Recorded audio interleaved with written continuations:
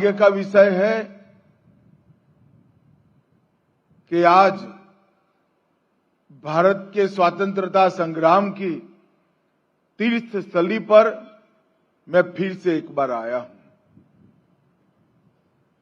यही भूमि पर अंग्रेजों ने बनाई हुई सेल्युलर जेल, जहां देश भर से भारत माता की आजादी के लिए संघर्ष करने वाले, जूझने वाले कई बलिदानी स्वतंत्रता सेनानियों ने यहां पर लंबा समय अपने जीवन का काटा।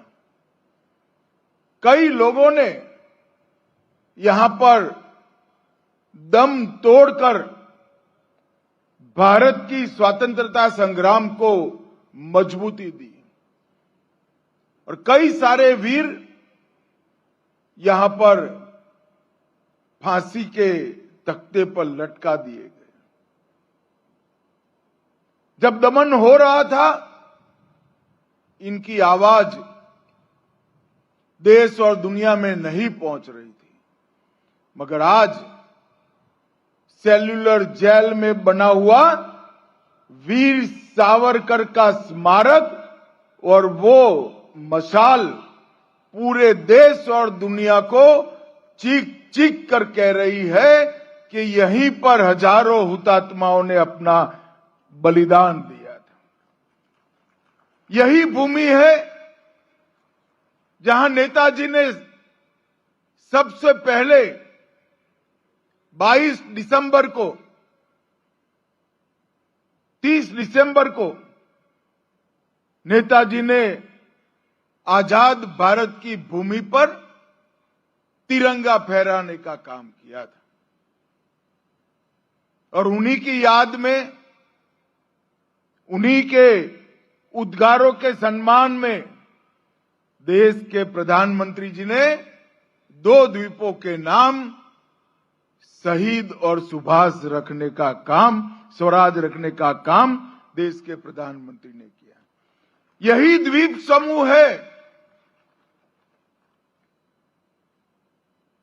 जिसमें जिन सभी वीर जवानों को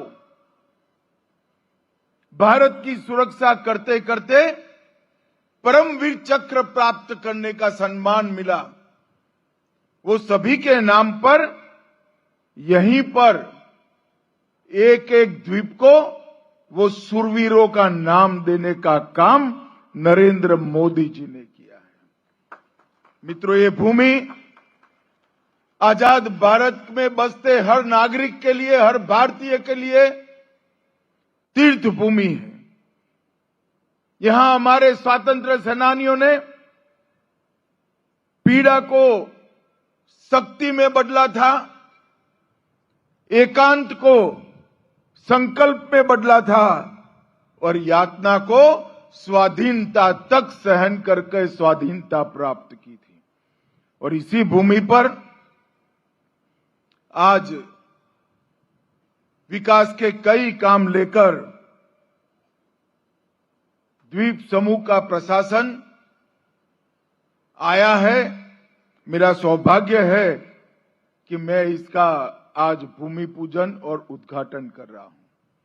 आज महान समाज सुधारक सावित्रीबाई फूले का जन्मदिन है, जिन्होंने इस देश के अंदर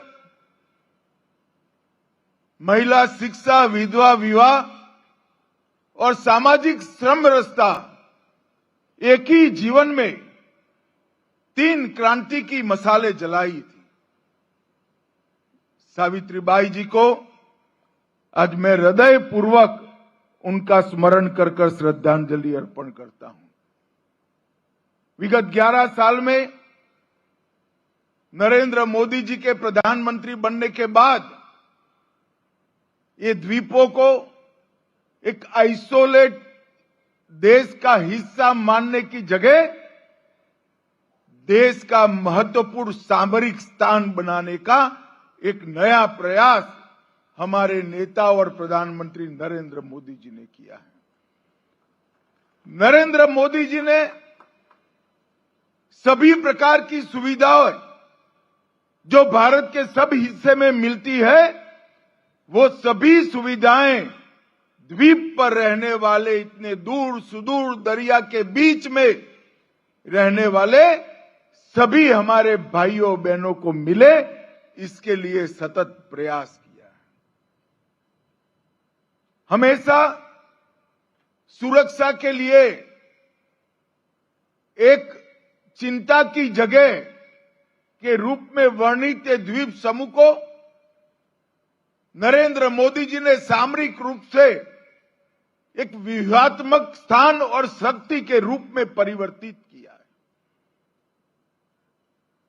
द्वीप समूह एक जमाने में देश के खजाने को खर्च करने की जगह मानी जाती थी। मुझे विश्वास है अगले 10 साल के बाद द्वीप समूह हमारे देश के खजाने का कंट्रीब्यूटर होगा, बहुत बड़ा कंट्रीब्यूशन देगा। ये जो बदलाव इस 11 साल के अंदर आया है, वो भारतीय जनता पार्टी की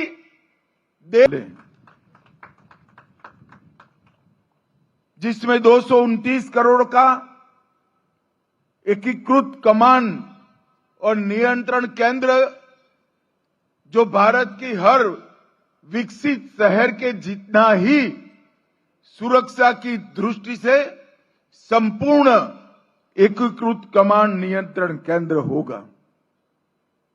33 करोड़ की लागत से जिला अस्पताल चरण 1 का लोकार्पण, फॉरेंसिक साइंस लेबोरेटरी का लोकार्पण और अन्य 50 करोड़ की लागत से 6 विभिन्न योजनाओं का लोकार्पण करा। और ये जो चरण 1 का गराचरमा में अस्पताल बनाया गया, इसके 28 करोड़ से आईसीयू का क्रिटिकल केयर सेंटर का भी भूमि पूजन करने का काम आज ही हुआ है। 30 करोड़ की लागत से प्रधानमंत्री ग्राम सड़क योजना के अंतर्गत कैंप बेले में सड़क का निर्माण होगा और हमारे द्वीप समूहों के विकास के लिए एक नए अध्याय की आज शुरुआत हो रही है। आज यहां पर नई न्याय संहिताएं जो अंग्रेजों के कानून को समाप्त कर भारत के नागरिकों के अधिकार और सम्मान को प्रस्तापित करने के लिए लाई गई हैं, समय पर न्याय देने के लिए लाई गई हैं, इसका परिचय देती हुई एक प्रदर्शनी का भी शुभारंभ हुआ है। मेरा द्वीप समूह के विजयपुरम के सभी नागरिकों से अपील कि समय निकालकर ये प्रदर्शनी से को जरूर देखिएगा, जिससे आने वाले दिनों में आपराधिक न्याय प्रणाली में जो आमूलचूर परिवर्तन आने वाला है, टेक्नोलॉजी को कानून का आधार दिया गया है और तारीख पे तारीख वाले न्याय से बचकर 3 ही साल में सेशन कोर्ट से सुप्रीम कोर्ट तक नागरिक को न्याय मिल जाए, इसकी व्यवस्था सुनिश्चित कर गई है। इसका आपको जरूर उसको देखना चाहिए। विजयपुरम के सभी वकील, युवा विद्यार्थी और विशेषकर महिलाओं से मेरा अनुरोध है कि आप इसको जरूर देखिए। मित्र, मोदी जी ने देश भर में गुलामी की निशानियों से मुक्ति पाने का अभियान शुरू किया है और इसलिए नेताजी के नाम पर द्वीप का नामकरण, पोर्ट ब्लेयर का नाम बदलकर बदलकर विजयपुरम और हमारे वीर सेनानियों के नाम पर द्वीपों का नाम रखने का काम हुआ है। और आज ये अंडमान निकोबार द्वीप समूह एक प्रकार से हमारी स्वतंत्रता, संप्रभुता, समुद्री शक्ति और आर्थिक गतिविधियों का केंद्र का प्रयोगशाला बना है। अंडमान निकोबार में हमें इंडो पैसिफिक की व्यूहात्मक जगह दिखती है। यहां पर ब्लू इकोनॉमी की ढेर सारी संभावनाएं दिखती हैं। टूरिज्म का पोटेंशियल इस द्वीप समूह में कूट कर भरा है और ये आजादी के आंदोलन की एक अमूर्त प्रतिकृति, हर प्रदेश के आजादी के आंदोलन के स्वतंत्र सेनानियों की एक स्मृति भी यहां प्राप्त होती है।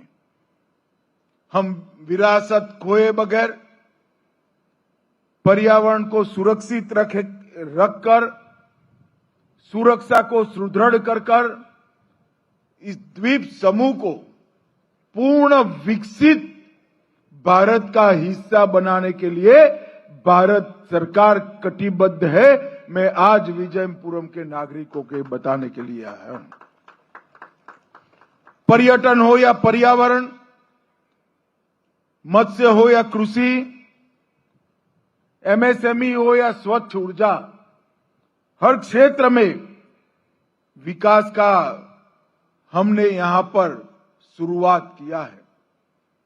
और निकोबार में, ग्रेट निकोबार में आने वाला जो प्रोजेक्ट है, ये पूरे विश्व के नक्शे पर अंडमान निकोबार को एक महत्वपूर्ण व्यापारिक स्थान और एक महत्वपूर्ण सामरिक सुरक्षा का केंद्र बनाएगा।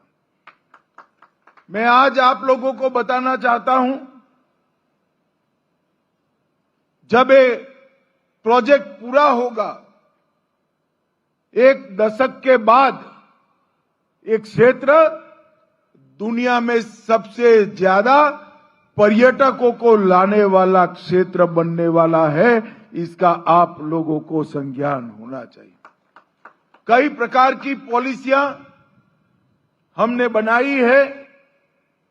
मैं इसके डिटेल में जाना नहीं चाहता, मगर स्कूबा डाइविंग के आईएसओ मानक के अनुरूप हमने अपडेट कर अंडमान निकोबार को वैश्विक scuba and adventure water spot का गंतव्य बनाने के लिए महत्वपूर्ण कदम उठाए।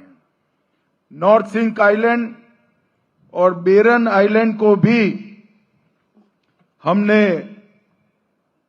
पर्यटकों के लिए खुला करने का काम किया है। और एक पेड़ मां के नाम नरेंद्र मोदी जी की अपील के तहत 24 लाख वृक्षारोपण कर यहां पर हमने पर्यावरण की भी चिंता करी। मैं आज यहां पर विजयपुरम नगर परिषद का भी एक प्रकार से स्वच्छ भारत मिशन के लिए अभिनंदन करना चाहता हूं।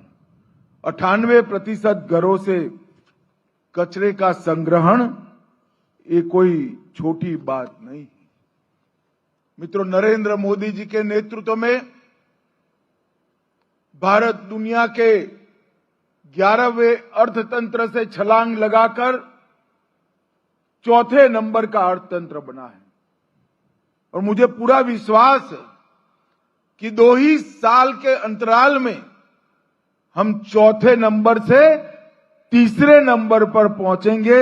इसमें कोई संशय रखने की जरूरत नहीं। एक और देश में आर्थिक विकास हो रहा है। देश दुनिया का उत्पादन का केंद्र बन रहा है। देश सुरक्षित हो रहा है और देश अपनी सभी परंपराओं को पुनर्जीवित कर अपनी संस्कृति के आधार पर, अपने इतिहास के आधार पर हमारे इतिहास के गौरवमयी पृष्ठों को पुनर्जीवित करते हुए आगे बढ़ रहा है। चाहे शिक्षा का क्षेत्र हो, चाहे खेलों का क्षेत्र हो, चाहे अनुसंधान का क्षेत्र हो, चाहे कृषि का क्षेत्र हो, चाहे ब्लू इकोनॉमी का क्षेत्र हो, हर क्षेत्र में अनेक प्रकार के परिवर्तन कर एक सर्वांगीण विकास का नया अध्याय हमने मोदी जी के नेतृत्व में 11 साल में भारत के लोगों ने गढ़ने का काम किया है। और मित्रों, अंत में मोदी जी ने एक संकल्प लिया है और देश की 130 करोड़ की जनता को संकल्प दिलवाया भी है कि जब देश की आजादी की शताब्दी मनाती होगी 15 अगस्त 2047 को, उस वक्त हर क्षेत्र में हमारी भारत माता समग्र विश्व में प्रथम स्थान पर हो, ऐसा पूर्ण विकसित राष्ट्र बनाने का संकल्प।